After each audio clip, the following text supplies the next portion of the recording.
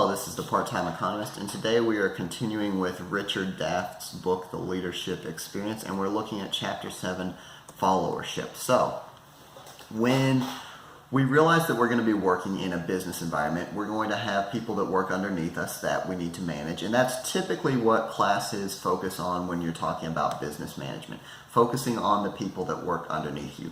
But how do you manage the people that work above you? How do you get what you want from your boss? How do you push your ideas forward? So what we're looking at is managing both up and down. Now, the first thing we need to understand is that leadership is an influence relationship among people that are pursuing the same goal. So, obviously we'll be able to lead our subordinates, which, as you see the triangle here, we can exert more leadership in a downward influence, right? We have the subordinates that work underneath us, but then perhaps there's people from other departments that seek out our leadership or that we provide it to them. Now, leadership among our peers is going to be less than among our subordinates. And then as we push up, we're going to have less upward influence. Whereas we might mentor someone that works underneath us in a different department, we're really not going to lead anyone other than our immediate bosses. We're not going to go to another department and try to influence them. But what we can do is influence our specific leaders, the people that are directly in charge of us. Now, how do we do this? The first key is personal knowledge, right? We may have some skill through a hobby or some experience in life that our direct leader, our direct supervisor doesn't have. I know a lot of times in the military, we would have officers, lieutenants, captains, and we would be working on a specific problem, and then we would have a brand new private that had experience working as an auto mechanic or something, and he was able to use his personal knowledge that he had attained through outside events to help lead us in whatever we were working on that required his specific knowledge.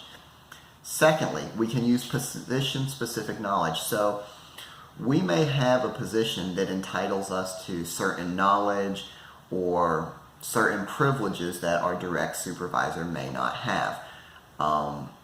Consider a receptionist, right? The receptionist knows the entire schedule for the day. She knows where the doctor's going to be, what time the lawyer is coming into the office. She has that unique knowledge by virtue of her position, something that her direct supervisor may not know.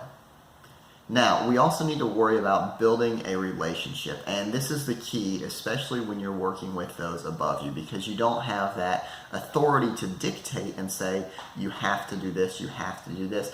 It's based on a relationship. So, if you have an idea that you're wanting to push forward, something that you think would make the company better, how do you do this? You can't tell the boss, but what you can do is establish a track record of suggesting good ideas. You can establish a track record of getting things done and being productive.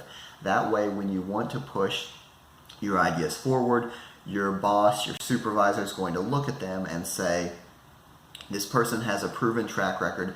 I'm going to lend my ear to what they have to say. Now, the other important thing about building a relationship is you're going to know how your boss or your manager wants things presented to him. Does he want them in a long article? Does he want them in a short synopsis? When's the best time to talk to your boss? Is it in the morning when he's fresh? Or is it more later in the day when he starts getting in the flow of work and feeling productive? So those are the important things to know about managing up. Also in Chapter 7, there are some other important terms, specifically feedback. Now, feedback is a review of a subordinate's performance, right? And in order for feedback to be effective, we want to learn from it, we want to grow, so it needs to be timely, right? If one of the guys that works for you does something, it does no good to comment 4 months after he does it, because you forgot a lot of the details, he's forgotten a lot of the details, so your feedback needs to be timely. Now, timely feedback depends on a lot of circumstances, but the general rule of thumb is that the experience should still be fresh in both of your minds so that you can recall the details. Now, feedback also needs to be performance bound. It should be focused on specific metrics, as in you did really well because you met a certain quota for production. You made this many calls. It shouldn't focus on more abstract things, right? It should focus on the specific task at hand. Did they perform well? And then we need to list specific examples. So we can't just say you gave a great presentation today, right? We need to focus and say you did really good bringing in external sources. You did really good on making sure that your slideshow was concise and to the point, right? We want to give specific things.